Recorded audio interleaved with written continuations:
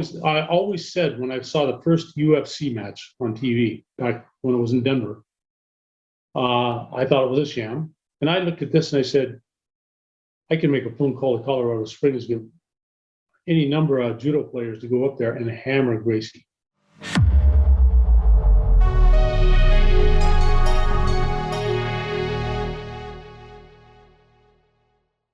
Hey guys, welcome to part 2 of my interview with Charli. This one we're going to talk about martial arts. Now Charli is a black belt, 5th degree black belt in Judo, I believe a 5th degree black belt in jiujitsu, a black belt in Kenpo. She's going to share some interesting stuff, how it was training back in the 60s and 70s with Judo, rubbing elbows with like Olympic caliber people, so the best of the best. Interesting martial arts history, does fit with the theme of the channel. Part 1, by the way, of the video. Now, Charli's a transgender, and I got a lot of flack for that, but I was really curious, because to me, like, it just didn't make sense why a guy would want to transition to a woman. But I got more clarity, at least from Charli's situation. But like I mentioned, I did get a lot of flack for that video, where it's like, look, I maintain my stance of open-mindedness as far as I will accept somebody as long as they're not hurting somebody else, and as long as they're not trying to force their beliefs down somebody's throat. Then I can respect that, because obviously we're going to agree or disagree on so many things, whether it's religion or politics, whatever. As long as someone else is being respectful about it, not trying to force that belief on me, then live and let live. Like, what's the big deal? Ironically enough, me and Charli actually do agree on a lot of the same stuff when it comes to, like, the trans things, as far as a natural-born male who transitions into a female. We don't believe they should be able to compete against females in female sports. Puberty blockers for children, I don't think that's a good idea. And we're all about, like, anti-victimhood and personal accountability. So, and if you guys, aren't, whatever. Like, I don't really care. Live your life. Just don't try to force your beliefs down anybody's throats. In fact, the funny thing with Charli is she'll actually try to convince people not to transition. So I think there's like a weird stereotype with the trans community where people think that they're trying to make everybody transition, which I bet you there's a lot more people like Charli, though. But anyway, I'm going to continue to remain open-minded on the channel. Despite the flack I get, I just had to like clarify a few things, because I did lose some subscribers, but if they want to be that close-minded about it, fine. I mean, I get that every video is not for everybody. Now, I wish everybody would watch every video, but there's people that don't even like my Stallone content. Which is shocking. I mean, there's some people that don't like the Seagal content or the Van Damme content, etc. And that will be, primarily what I put on here. I do got to get more on the Schwarzenegger content. But anyway, if you like this kind of content in general, you like this kind of channel, please support it. Hit the like button, subscribe, share the video. When did you get into like formal instruction? I was about between 13 and 14. I went down to Cahill's Judo Academy. And it was and trust me, that's in the judo circles, that place is known nowadays. Whatever I've taught people, they tell me I'm a great instructor. I'm not. I'm a good instructor. I learned from a great instructor. He would take a whole stack of kids to a tournament, and they'd all come home with trophies. Nice. Everybody hated to watch him walk in. Oh. With the whole group. I mean, it was crazy. And he was contrary to traditional judo. He was doing judo, but he was also doing jujitsu. Like you get the Hoka Yudanshikai is what it was called, the Northern California Federation for the Kodokan, basically for real judo. And because it's Japanese, so it must be good, Yeah. And we would do hour and a half, 2 hours of jujitsu, and then we'd roll over into the judo class. Okay. We'd go into it. And back in those days, now we're way before UFC and mixed martial arts, and all the stuff they do nowadays. The jiu-jitsu tournaments, the karate tournaments, we call slap fighting. I was at those tournaments with because I trained Kenpo under the Castro brothers, Roy and Ralph Castro. They had two different Kenpo schools, and they were under Ed Parker, who I met a couple of times. Side note, he was also Elvis Presley's bodyguard. That's cool. Yeah, so those tournaments, the karate guys were slap fighters. I mean, I watched Norris, I watched Lewis fighting in the 60s, and good fighters, but no contact. You learn how to throw a punch and stop before you hit the guy. Not a good thing, because we always train. You train as you fight, because you're going to fight as you train. That's a axiom we always had. Jiu-jitsu people were like your martial arts journey guy. we'll get the lock and go with it and fall. We'll do this and fall. And that's what jiu-jitsu was back in those days. And when they'd have a tournament, I always said, you do judo, because judo is 100% or 110%. I'm a black belt. I'm fighting a black belt. I know how to throw this guy hard. He knows how to counter my throw. If I can throw him, what are these other people? What kind of chance do they have? Mm-hmm. If I can go against somebody that's skilled and beat them, Sure. I have the confidence now because it's 100% follow through. There's no, back in the day that I was doing tournaments and stuff, it wasn't like today's judo. They have watered it down big time for public, so the public can watch it. So it's more entertaining, because that's why you never saw the judo kid on TV, because judo it's just back in the day, it was basically without the punches or the leg locks, it was mixed martial arts. You would go in and you would fight 3 minute, 4 minute, 5 minute, depending on the tournament, and you would stay up until you lost. You beat that guy, the next one would come right in. Then the next one would come right in. Then the next one would come right in. And you did standing. If you could do standing arm bars, you could do flying scissors. You could do drop knees, seonagis, which are your shoulder throws. I mean, all this stuff they've outlawed nowadays because they're too dangerous. Okay. Sure. It's a fighting sport. Yeah, I mean, did I ever see any injuries? I caused injuries. Mm. But that was just through sheer will and determination. But that's not. Yeah, that's true actually. But you can go in for a throw, and in ukemi, in judo, you learn how to fall. You do in aikido also. You do it probably in jiu-jitsu also. Sure. But we would throw ourselves harder than somebody else would throw us, in all different weird configurations. Because if you're not afraid of falling, you're not afraid of throwing. Because when you go in for a throw and get countered, you'll go down hard. And if you have a fear of falling, you won't go in for your 100% commitment, which you have to do. But you would go in, we would fight for the throws or whatever. You could do standing chokes, you could do the arm bars. Some of the arm bars were done, they should have been illegal, because if somebody's reaching out to grab your gi, you snap their arm and break it, they don't have a chance to give up. So that was a little excessive.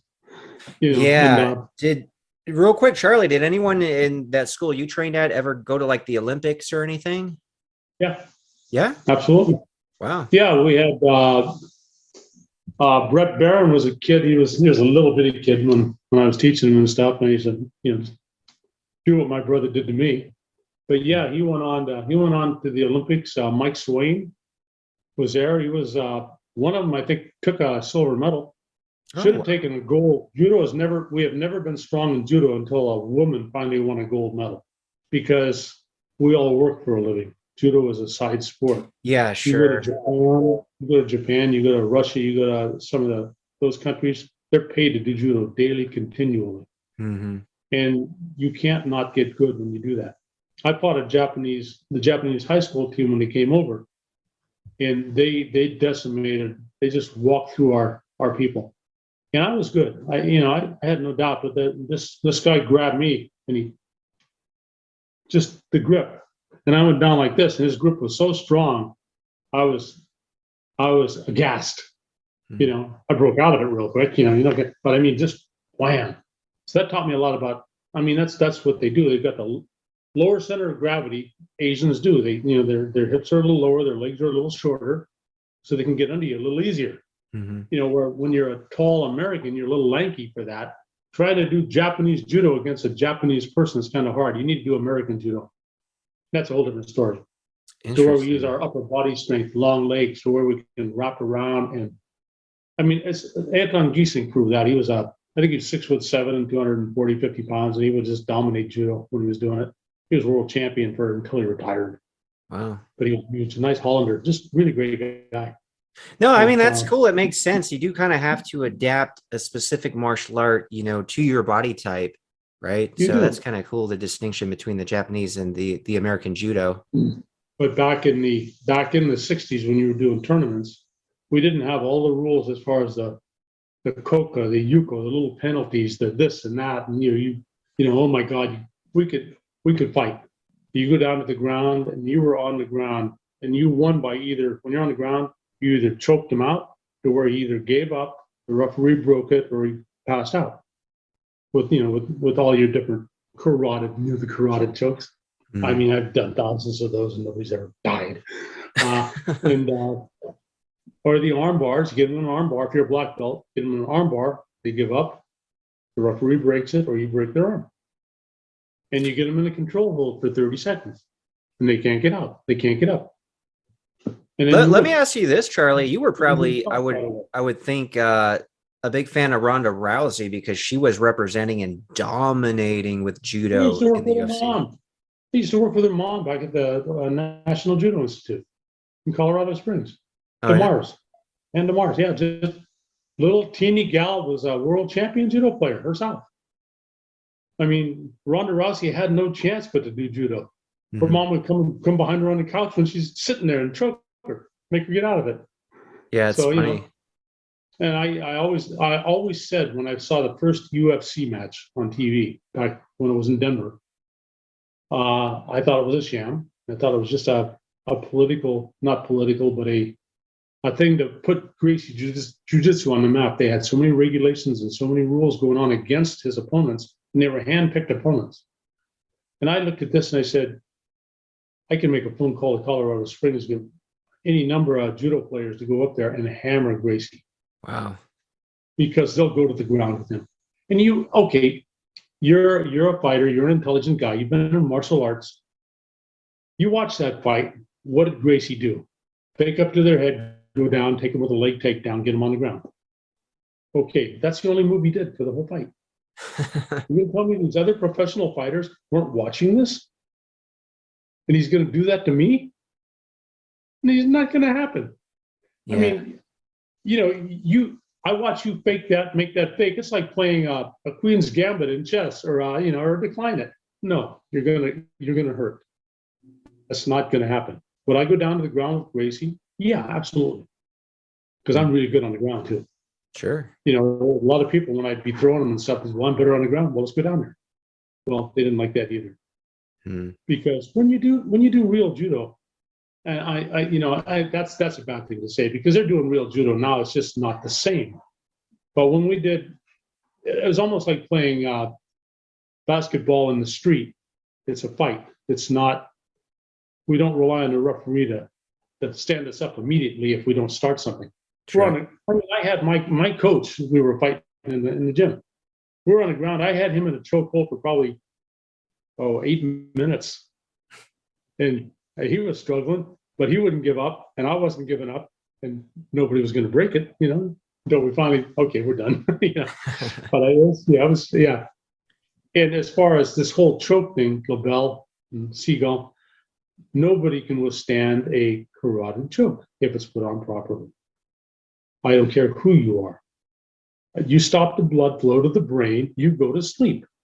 Yeah, sure. I even asked Mike the Machine Bruce that because I'm like, maybe you're like immune to that because you got the world's strongest neck and it's 20 inches and they bend steel bars on your neck. He's like, no, I'll still, the carotid artery, I'll still go to sleep. I'm like, okay, so even you're not impervious to that.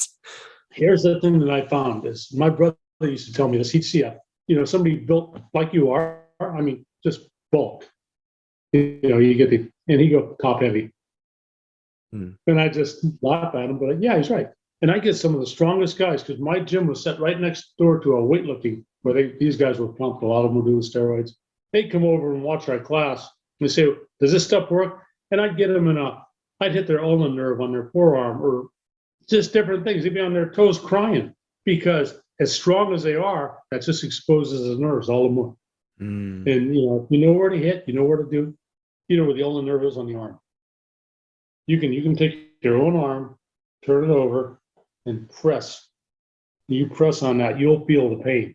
I used to call it the radial nerve, but then I really did some physiology and found out the radial nerve was really deep. It's the ulnar nerve, it's the other bone. So you press that right here, it hurts. And if you take this part of the arm, I learned this in Kenpo. You take this part of the hand, the bony part, you strike down on that when somebody's hitting you, it drops because it hurts like hell. Yeah. There's a lot of those little nerves, Sure. That's jujitsu. Little nerves all over the body.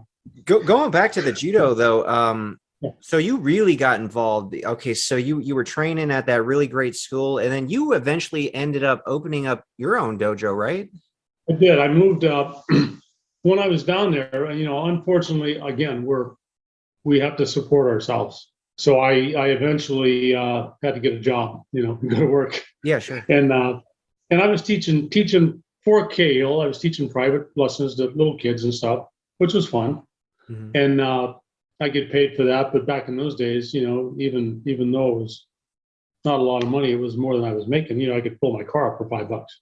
But so I was doing that, and then I got a job. So I kind of became a little sporadic with how often I could train, because I was going down. I was taking Kenpo. I was going down taking Northern Praying Mantis style of Kung Fu from Brendan Lai in San Francisco. Hmm. And that's a whole other story. That was a short-lived thing, but it taught me a lot. Taught me a Okay. lot. And so I was teaching a lot of people. I started teaching a friend in my garage. And then all of a sudden I had a whole bunch of people in my garage I was teaching. Hmm. It wasn't about the money. So I didn't care what they paid, if they paid at all. I just enjoyed doing it. And it got to the point that we'd go out to have dinner afterwards. And it was in the Bay Area, in the San Francisco Bay Area down there. And I would be being challenged to fights by people at the restaurants, that just the reputation got around. Wow. So either my students would want to go out and do it, or I'd have to go out and do it. I mean, I was facing nunchakus or butterfly knives out there, it always felt like a Bruce Lee movie nowadays, or one of those attack, Sure. just stop this stuff. So I moved out of the area and moved up to where I live now in the early 70s, which is a redneck county. But I just had to get away from all of that stuff. So I stopped that. And then when I came up here, I opened my own school.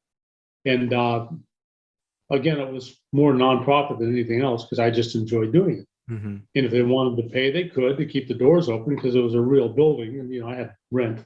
But and the mats weren't cheap, because it was 30 by 30 mat structure. And uh, did I have insurance back then? Nah. Nah. Nah. Okay, you get hurt. What are you gonna do? Sue me. But so I had that open for, and we went to. I mean, I took students to Orlando, Florida, up to Seattle, Washington. Different places in the country when the junior nationals were being held and stuff, and we did really well. Nice. And I'd take him down to my old school, and he'd cuss at me because he felt I was cheating him, because I was using his techniques against him, how he Oh, taught, because he taught well. So then I finally closed that down, because again, I was a cop, and I had alternating shifts. I didn't have anybody I could trust to run it when I wasn't there. I mean, I had some good adult students, but even so, it's not me again. And people come. We went to Cale's for Cale, because it was he was the influencer of his day for the school. We'll put it that way. Everybody loved to get his approval, his praise. I mean, that's he had a nice guy, and he didn't know that. He wasn't looking for that, but you wanted his affirmation. I did this right, or you did this well, or I mean, he called me up after this mixed martial arts craze went, and I was way too old for this stuff, as far as fighting, hmm. competing, and I transitioned and all that. And he says, we're doing this. It's more than just judo now. We got punches and kicks. He goes, you'd be really good at this. I said, yeah, maybe 30 years ago. Not so much now. Can I defend myself and hold my own right now? Sure. Do I want to? No. Uh, Going back to the praying mantis, I went in there. I was a black belt in jiu-jitsu, black belt in judo. Was coming up the ranks in Kenpo. I was damn good, but I got taught a real lesson in that school. Uh, there weren't a lot of white people taking Kung Fu in the 60s, trust me. We were in a basement in Judo Street, and this guy was just off the boat from China teaching this. Could barely speak English, doing hard rolls on concrete, and stuff. But so we got in a bit of a verbal altercation with one of his 6-month students. I'd been there for about a month, and picked myself up off the floor. Now I had damn good balance. I was quicker than shit, but he didn't fight fair. Hmm. You know, he just starts to back up, And so I prepare myself, which is basically, if you know physics at all, you've got your angle of attack, you've got your drive leg, you've got the isosceles triangle for all the power. Mm-hmm. He kicked me in the shin. Yeah. No, he came right up and did just kicked my shin up from under me, hit the back of my knee, put me down, hit the back of my head, and I went right down on the ground. Mm. And I'm laying there going, well, there's no points in that. Yeah, you're right. There's no points in that. That's not fair. Well, 6 months later, I was kicking everybody's ass in the class because all of a sudden the light bulb went off. Okay, now we're in martial arts. We're not doing sport. Sure. There are no rules. Mm-hmm. Okay, now I can get behind this. But I mean, I wasn't expecting a kick to the shin because there's no point for a kick to the shin. No, you can't do that. The referee's going to break this. No, that taught me a big lesson. Yeah, no doubt. I mean, but all the old martial arts skills, I mean, there's nothing new out there. You're seeing all these new techniques and stuff. We were doing this stuff back forever. I mean, we're talking about, we used to identify it, and when I was teaching martial arts, 4 quadrants of the body. You break it up in the upper 2 and lower 2. So you got lower right, lower left, upper right, upper left. You don't block a punch that's in your upper left with your right, mm-hmm. because you're going out of your quadrant. You're off balancing. How do you avoid that if you want to use this? You turn your quadrant. Again, your hip motion. It's all about the body movement, the hip, the leverage. We were doing all this stuff back, and we were jumping over real swords, doing our practicing, the katanas, swinging to the feet, jumping over that, going down to take the guy, We were doing stuff in jiu-jitsu they can't do anymore because of the lawsuits. There's these poles. And they were, oh God, I don't know, 10, 12 feet long. And they were hard wood. And you take 2 of them, one on each side of the neck, and a person would get on each end and close it. So you're stuck. Because that's what they used to do against the samurai. They'd lock him up like that. The police would lock him up like that because the sword couldn't reach him. Interesting. And they'd lock him. So we had to be able to get out of that. And then you'd put 2 this way and 2 this way. So it's like this. You'd have to get out of that. Boy, was that tough on the ears. And then you'd be on the ground, and they'd lay 4 of them across you and lay it down. You'd have to be able to turn out from that. All that kind of stuff we used to do. It was just the lawsuits don't let you do that anymore. Yeah. But it made us who we are today. Well, who I am today. Yeah. It made me the woman I am today. Yeah. But I mean, we used to get we were intense. No, everything has gotten watered down, of course. I mean, even the 80s and 90s weren't that bad, man. But I could imagine like the 60s and 70s, it's really hardcore. We had the urge, several of us, because I was one of the top players at the school in my day. And I had a lot of people that liked to work out with me. And we even had the urge one night, we heard about something, I think it was called Con Gecko or something. And that's where we went in Friday night and just did judo until Monday morning. Wow. We wouldn't leave the gym. We wouldn't take a shower. We wouldn't do anything. We wouldn't live and breathe the judo. I mean, that's how you get good at anything. The thing was, we wanted to exhaust our body so bad that it had to be technique and no muscle. Yeah, that makes sense. We would collapse on a mat, sleep for a few hours, get up and do it again. In between classes on weekends, we would be playing football in the gym with a medicine ball. We were crashing into the concrete walls. I mean, we were just hardcore. That's a different world. That's such a different world. Oh, yeah. I mean, and I have some of my best memories were back just dripping, perspiring in the gym, just dripping sweat back in the day, Mm-hmm. I mean, just come out of there dragging, and I ran my schools like that. And we would do a lot of Olympic Training Center exercises for my judo people. And there are some exercises, some of the plyometrics and stuff that, you think a minute isn't a long time. After 10 seconds, you want to lay down and die, and the kids that I would have, the teenagers, they would stop by and go into the football conditioning at the high school. Mm-hmm. And they'd run through that and then come over to judo. They go, what the hell, that's conditioning? No, this is conditioning. And they just crawl out of my class. Wow. And I'd be doing all the exercises with them. And when we go out jogging, I had one kid, Vince. He was 16, and we were jogging. We went for a couple mile jog. And he's wore out. He's about ready. He stops. He goes, Charlie, he goes, you're old. I'm supposed to be a kid. I'm supposed to be able to do this. How come you keep going and I can't? You tell me. We had a lot of fun though. Sure. Had great times. Yeah. With the USJ, United States Judo Association, I went up to 5th degree black belt. Anything over 3rd degree black belt in judo, I think, is more about what you do for the sport, not your competitive nature. Mm-hmm. It's almost, again, political. So I went up to 5th, and I kind of backed off doing stuff. I'd go back and teach and do a lot of coaching, senior coaching, promotions, help with all the administrative nonsense. I've got a 5th degree black belt in jiu-jitsu. I've got a black belt just first in Kenpo.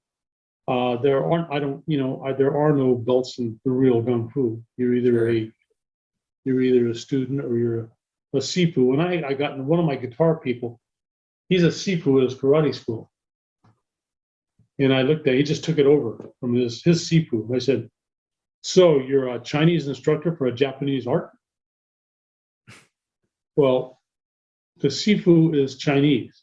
Mm-hmm. It's instructor in Chinese. Sensei is instructor in Japanese. If you're teaching karate, the way of the hand, open hand, that's Japanese. If you're teaching Kung Fu or Kung Fu, or however you want to spell it, or say it, or do it, that's Sifu. Mm-hmm. There's a difference for a reason. I'm a Sifu in a karate school. I said, okay, you just go with that. I have my problems because back in the 60s and 70s, we'd go to other schools and just test them because there were a lot of frauds in the schools coming up. Oh, even dating back then, sure.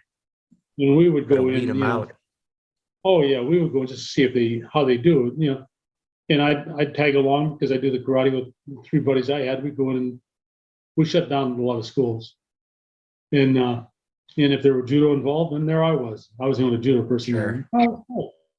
I taught judo up at. I went up to Sonoma State College when it first opened, and they had a brown belt teaching their judo class there for PE. Mm-hmm. So I figured, okay, I'll go work out. So after 20 minutes, I was instructing the class, and he asked me if I'd just take over the instruction. And right after my class, there was a karate guy that had a karate class going.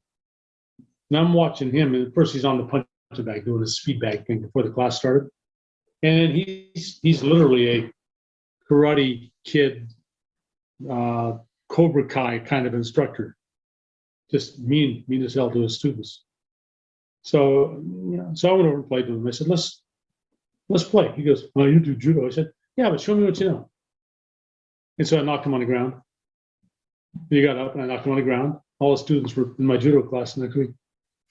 He was not a real instructor. He was another fraud, So they've been around forever. And we always used to use the term, especially in judo. Somebody wants a promotion, can he dance? We want to dance for us if we can dance. Let me ask you this, because this is obviously a hot topic as far as guys that transition into women and then compete against women in female sports. Like, what's your opinion on that? Absolutely against it. Absolutely against it. Absolutely against it, because I used to toy with the good female competitors back in the day. It was, I would play. I wouldn't even be serious. I would be playing. Mm-hmm. And I'm not taking anything away from them, because there were some great players, and there still are. And some of them are pretty hooky now. They're pretty strong and stuff. But when you a male and you go through puberty, again, the hunter-gatherer, it's part of your the whole how we've evolved. The men have thicker foreheads. Their eyes are in more and reset. So when they get hit, it doesn't hurt as much. They can take the blows.